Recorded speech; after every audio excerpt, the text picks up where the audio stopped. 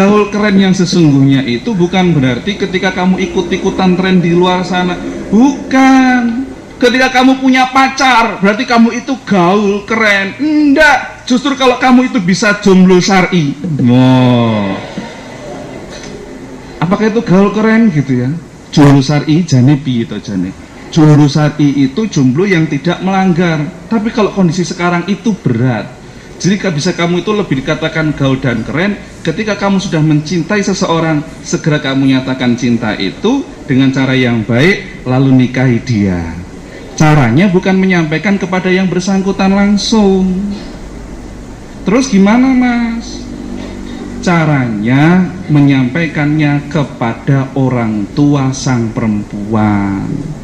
Jadi mbak, kalau misalnya ada seorang laki-laki yang menyatakan cintanya sama kamu, mbak, terus terang, saya ini sudah memendam rasa ini sejak lama.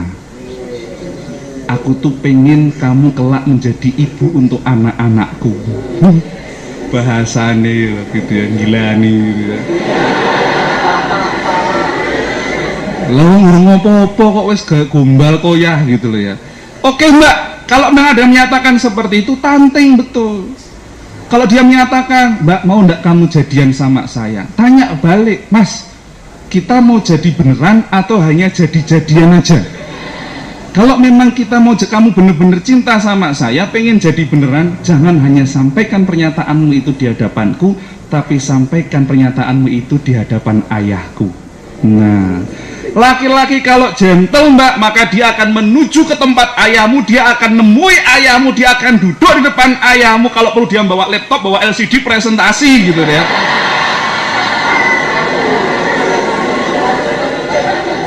Dia akan ngomong sama ayahmu, Pak, saya mencintai putri bapak, ini program hidup saya pak, izinkan saya pak untuk menikahi bapak, menikahi anak bapak gitu ya. Itu laki-laki gentle. Tapi kalau laki-laki kok misalnya, mbak, ya aku belum siap, yang penting kita jadian dulu, ada ikatan dulu. Alah mbak, gombal, tak kasih tahu. Saya ini juga laki-laki, saya itu master psikologi, saya ambil sertifikasi dari Amerika juga. Saya akan ngomong sama kamu terus terang, laki-laki itu mbak kalah setia dibandingkan perempuan. Perempuan itu lebih setia daripada laki-laki. Laki-laki kalau menemukan seseorang yang lebih baik daripada kamu, maka kemungkinan untuk berpaling jauh lebih besar. Tak kasih tahu. Ya, supaya ngaku-ngaku akan ngono gitu loh ya. Nang kene ndelok, wah enek sing ayu. Sesuk nek pindah rono, wah iki wae gitu ya. Pindah rono nek, wah iki ketoke luwih ayu gitu ya. Itu kondisi laki-laki, Mbak. Kalau ada yang bilang, "Mas, tenang.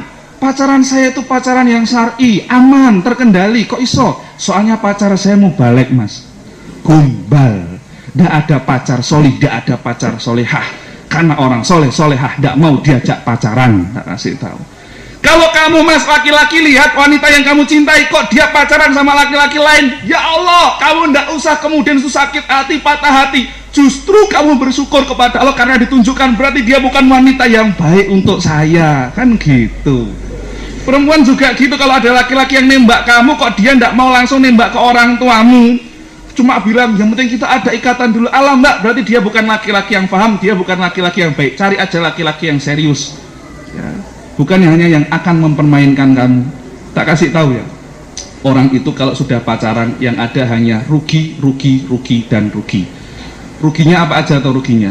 Ini loh ruginya orang pacaran itu. Rugi duit. Bayang no mas, kui durung sopo-sopomu, dudu sopo-sopomu, mbok tukoken macem-macem, kamu habis banyak pulsa, kamu belikan hadiah macem-macem, tiba-tiba kamu menerima undangan dari dia menikah dengan sahabat dekatmu. Terus piye coba? Ya. Loh, saya pernah ketemu sama seorang remaja, dia ngomong, "Mas, nek tak hitung ya mas ya, pengeluaranku tak goyang-goyangan gini entek itu 12 juta mas," gitu. Akhirnya dia nikah dengan orang lain, coba ya pun ndak ngenes. Rugi waktu. Yang harusnya waktu bisa kamu manfaatkan untuk hal-hal yang baik, hal-hal yang positif, justru kamu habiskan untuk memikirkan dia. Makanya orang yang pacaran itu akan selalu rugi perasaan. Karena menurut penelitian, Orang yang di situ pacaran tanpa ikatan pernikahan, otaknya itu isinya hanya prasangka-prasangka negatif, prasangka-prasangka suudon dibandingkan pikiran-pikiran yang positif. Orang yang pacaran mesti yang dipikir tuh prasangka-prasangka suudon terus. Kayak mau Mbak Siti mau kok digonceng ke bapak-bapak wis tua mau sopo ya. Ojo-ojo gitu ya. Padahal baik loh itu loh. Tapi pikirannya itu negatif gitu.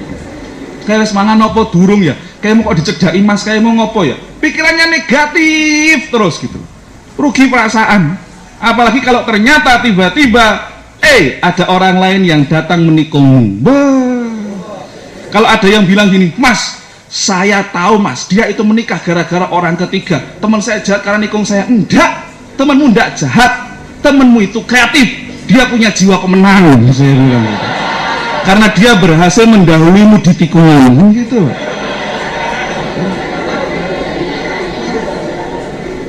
Kalau ada yang bilang sebelum janur kuning melengkung dia masih milik kita bersama, gombal.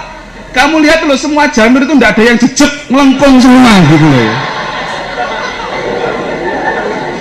Nggak ada kayak gitu. Wes pokoknya sapa sing mani ya sudah, ndak usah kemudian tego ya karo kanca. Ndak kok tego-tegoan. Kamu aja yang di situ ndak pemberani gitu loh. Kancamu wae sing pemberani. Berani nyalip kamu kan gitu. Wah tego karo kanca padahal iki gebetanku lho sing tak taksir, malah ning kono aku ditikung. Ndak ditikung. Apalagi ada menyalahkan orang ketiga. Mas, Mbak, justru dengan kehadiran orang ketiga itu kamu akan bisa tahu dan bisa mengukur. Ketika orang ketiga itu masuk, kamu akan bisa tahu seberapa setia toh calon pasangan saya dengan kehadiran orang ketiga itu. Kan gitu.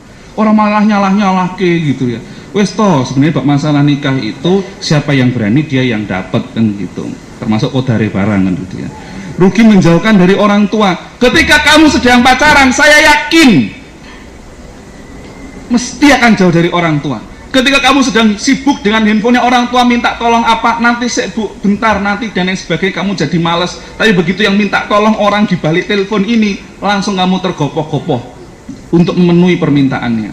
Apalagi kalau cintanya pakai biaya orang tua, halah rakurup yang ngisin-ngisini ya, pit motor wong tuane gayane nggo goncengke, pulsa jek njaluk wong tuane gayane nggo telepon-teleponan. Lah ya, opo gitu ya, wagu ya. Rugi kesucian yang harusnya tanganmu itu dijabat pertama kali oleh seorang yang sah untukmu. Kalau wanita oleh seorang laki-laki yang halal untukmu. Kalau laki-laki yang kamu akan menjabat tangan wanita solehah, wanita yang halal untukmu, tapi sayangnya tanganmu sudah dijamah oleh orang yang tidak halal. Apalagi naudzubillah dzalik, belum lagi bagian tubuh yang lainnya. Rugi jauh dari Allah. Orang kalau sudah pelanggaran, orang sudah pacaran, maka dia akan melupakan Allah. Seolah-olah dia itu ketika melanggar Allah tidak tahu, padahal Allah itu maha tahu. Makanya solusinya gimana?